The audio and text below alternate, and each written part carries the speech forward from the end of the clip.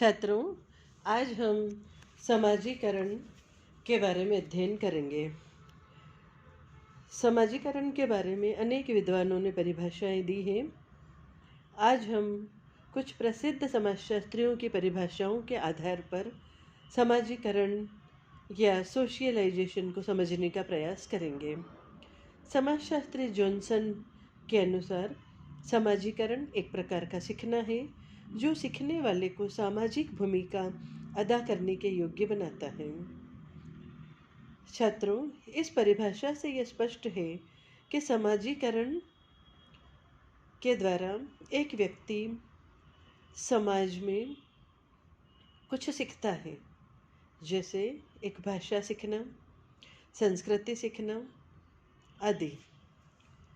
आगे हम समाजशास्त्री बोगार्ट की परिभाषा पर चर्चा करेंगे।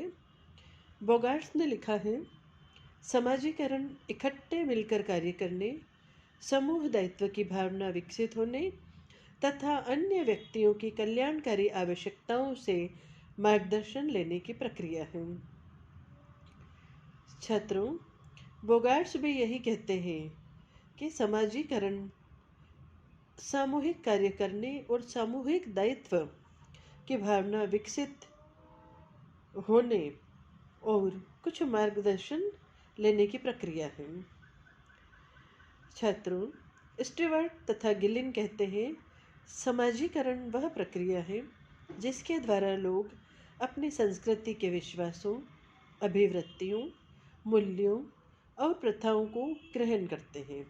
अर्थात संस्कृति को सीखना, विश्वासों, अभिवृत्तियों, मूल्यों और प्रथाओं को सीखना या उनको ग्रहण करना, उनको आत्मसात करना समाजीकरण कहलाता है।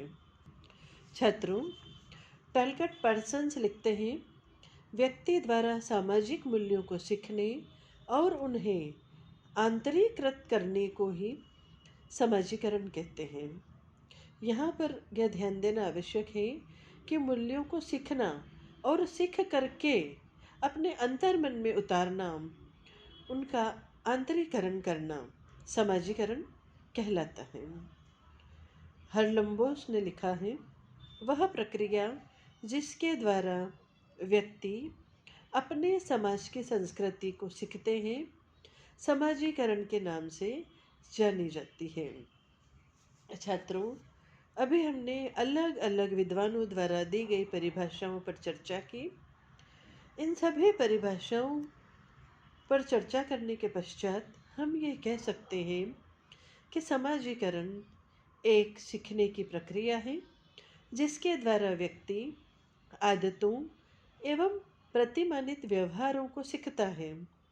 उन तमाम सामाजिक प्रक्रियाओं एवं सामाजिक मानदंडों, आदर्शों को व्यक्ति अपने व्यवहार में ढालता है, जिससे व्यक्ति के व्यक्तित्व का विकास होता है और वह समाज का एक क्रियाशील सदस्य बनता है। इसके द्वारा समाज को स्थायित्व प्राप्त होता है तथा समाज में नियंत्रण बना रहता है। छात्रों, समाजीकरण को और स्पष्ट रूप से समझने के लिए हम ये कह सकते हैं कि समाजीकरण वह प्रक्रिया है जिसके द्वारा व्यक्ति एक समाज का सदस्य होने के नाते अपनी संस्कृति के आदर्श, मूल्य, रवैये और व्यवहार के तरीके सीखता है। व्यक्ति सबसे अधिक अपने निकटतम लोगों से सीखता है, जैसे पारिवारिक सदस्य, अभिन्न मित्र, स्कूल के अध्यापक और उसके मित्र। इसके अलावा व्यक्ति पत्र पत्रिकाओं से, टीवी और सिनेमा से और आजकल इंटरनेट से भी बहुत कुछ सीखते हैं। कभी कभी यात्रा करने पर, किसी कार्यक्रम में सहभागिता करने पर भी व्यक्ति कुछ न कुछ सीखता है। इस प्रकार समाजीकरण वह प्रक्रिया है जो जन्म से लेकर मृत्यु तक निरंतर चलती रहती है। इस निरंतर चलने वाली समाजीकरण की प्रक्रिया से एक व्यक्ति सामाजिक प्राणी बनता है। छात्रों, समाजीकरण की विभिन्न परिभाषाएं और उनका अर्थ समझने के बाद समाजीकरण की कुछ विशेषताएं दृष्टिगोचर होती हैं। इनमें से प्रमुख हैं: पहली विशेषता सीखने की प्रक्रिया। दूसरी विशेषता है आजन्म प्रक्रिया, अर्थात जीवन से मृत्यु तक चलने वाली प्रक्रिया। तीसरा, समय एवं स्थान सापेक्ष, अर्थात स्थान के परिवर्तन से भी समाजीकरण की प्रक्रिया में भिन्नता आ जाती है। एक स्थान में जो व्यवहार स्वीकृत है वे दूसरे समाज में अस्वीकृत हो सकते हैं। चौथी विशेषता है समाज का प्रकार्यात्मक सदस्य बनने की प्रक्रिया। छात्रों, समाजीकरण की प्रक्रिया के द्वारा एक व्यक्ति सामाजिक कार्यों को सुचारू रूप के करने के योग्य बनता है, अर्थात वह व्यक्ति प्रकार्यात्मक रूप से समाज से जुड़ता है। समाजीकरण की अगली विशेषता है आत्म का विकास, डेवलपमेंट ऑफ सेल्फ। समाजीकरण की प्रक्रिया के द्वारा व्यक्ति में स्व का विकास होता है। व्यक्ति समाजीकरण के माध्यम से यह सीखता है कि उसके बारे में दूसरे लोग क्या सोचते हैं, जिससे व्यक्ति स्वयं के प्रति जागरूक होने लगता है और उसके संपूर्ण व्यक्तित्व का विकास होने लगता है। समाजीकरण की अगली विशेषता है सांस्कृतिक हस्तांतरण, अर्थात समाजीकरण वह प्रक्रिया है जिसके द्वारा व्यक्ति संस्कृति को सीखता है और एक पीढ़ी से दूसरी पीढ़ी को हस्तांतरित करता है।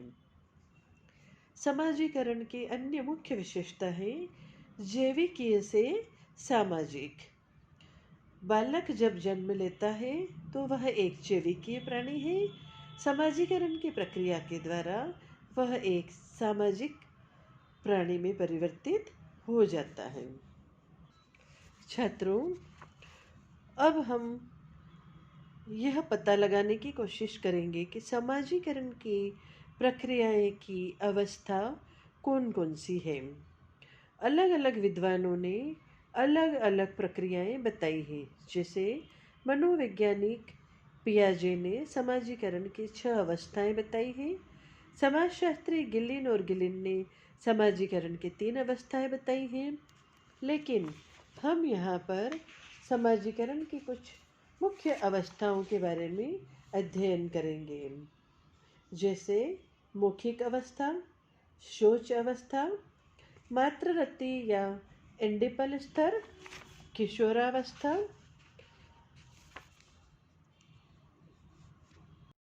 और प्रौढ़ावस्था। विभिन्न अवस्थाओं में किसी व्यक्ति का समाजीकरण निरंतर चलता रहता है। लेकिन छात्रों, प्रश्न यह उठता है कि समाजीकरण की क्या आवश्यकता है। समाजीकरण एक समाज में क्या महत्व रखता है। तो यहाँ पर हम यह कह सकते हैं कि समाजीकरण की प्रक्रिया मनुष्य के भाषागत व्यवहार का आधार है, अर्थात एक भाषा सीखना समाजीकरण द्वारा ही संभव होता है। मनुष्य के सामाजिक जीवन में भाग लेने के लिए, व्यक्तित्व के विकास के लिए भी समाजीकरण आवश्यक है। सामाजिक व्यवहार कुशलता के लिए भी समाजीकरण आवश्यक है। समाजीकरण के द्वारा ही व्यक्ति में मौलिक अनुशासन का विकास होता है। वह समाज की रीतियाँ, प्रतिमान, संस्कृति, प्रथाओं आदि को सीखता है। मनुष्य का संवेगात्मक व्यवहार भी समाजीकरण द्वारा संभव है। व्यक्ति का बौद्धिक विकास, मानसिक विकास, सामाजिक विकास, आर्थिक विकास आदि संपूर्ण व्यक्तित्व का विकास भी समाजीकरण द्वारा होता है। छात्रों, आपने अभी तक यह जान लिया है कि समाजीकरण जन्म से लेकर मृत्यु तक चलने वाली एक प्रक्रिया है और इस प्रक्रिया में व्यक्ति सीखता रहता है। तो यहाँ यह प्रश्न उत्पन्न होता है कि पूरे जीवन काल में व्यक्ति को कौन कौन क्या क्या सिखाता है, कौन सी संस्थाएं हैं, कौन से साधन हैं या कौन से ऐसे अभिकरण हैं जो व्यक्ति को सिखाते रहते हैं और समाज का एक अच्छा नागरिक बनाते रहते हैं। तो हमारे समाज में कुछ संस्थाएं हैं, कुछ साधन हैं, कुछ अभिकरण हैं जो व्यक्ति के व्यक्तित्व का विकास करते हैं और समाजीकरण की प्रक्रिया को आगे बढ़ाते हैं। जैसे परिवार। परिवार समाजीकरण करने वाली एक संस्था है जो सर्वप्रथम बालक को एक भाषा सिखाता है और परिवार के बारे में जानकारी देता है, मानसिक सुरक्षा देता है, सामाजिक और आर्थिक सुरक्षा भी देता है। इसके पश्चात क्रीड़ा या खेल समूह या खेल के साथी होते हैं जो बालक का समाजीकरण करते हैं। पड़ोसी तथा अन्य बुजुर्ग का समूह भी बालक को कुछ न कुछ सिखाते रहते हैं। इसके बाद आता है जाति और वर्ग, जिसके द्वारा सामाजिक संस्तरण और खंड विभाजन की व्यवस्था के बारे में व्यक्ति सीखता है। नियंत्रण और नियम क्या है, इसके बारे में भी वह सीखता है। शिक्षण संस्थाएं भी व्यक्तियों का, बालकों का मौलिक विकास करती हैं। धार्मिक, आर्थिक और राजनीतिक संस्थाएं भी समाजीकरण द्वारा व्यक्ति के व्यक्तित्व के विकास में महत्वपूर्ण योगदान देती हैं। इसके पश्चात भाषा द्वारा, विवाह संस्था द्वारा, धर्म द्वारा भी व्यक्ति सीखता है। अनेक समाजशास्त्रियों ने समाजीकरण के अलग अलग सिद्धांत दिए हैं, जिसमें प्रमुख समाजशास्त्री हैं दुर्खिम। दुर्खिम ने सामूहिक प्रतिनिधित्व की अवधारणा के आधार पर समाजीकरण की प्रक्रिया को समझाने का प्रयास किया है। समाजशास्त्री कुले ने मानव प्रकृति, विचार, मनोभाव, आदतें आदि के आधार पर समाजीकरण द्वारा व्यक्ति सीखता है। हर्बर्ट मीड ने समाजीकरण की प्रक्रिया में अपने संबंध में चेतना महत्वपूर्ण है यह बताकर समाजीकरण को समझाने का प्रयास किया है। सिगमंड फ्रायड ने ईड, ईगो और सुपर ईगो के आधार पर समाजीकरण की प्रक्रिया को समझाया है। प्रस्तुत अध्ययन के आधार पर छात्रों, हम यह कह सकते हैं कि समाजीकरण सीखने की प्रक्रिया है। यह आजन्म चलने वाली प्रक्रिया है। यह सांस्कृतिक हस्तांतरण की प्रक्रिया है और समाजीकरण द्वारा एक जैविकीय प्राणी को सामाजिक प्राणी के रूप में परिवर्तित किया जा सकता है। समाजीकरण द्वारा व्यक्ति के व्यक्तित्व का विकास होता है और वह व्यक्ति समाज का एक क्रियाशील सदस्य बनता है। समाजीकरण की प्रक्रिया में व्यक्ति समाज द्वारा स्वीकृत व्यवहारों, प्रतिमानों एवं मूल्यों को सीखता है और आंतरीकरण करता है।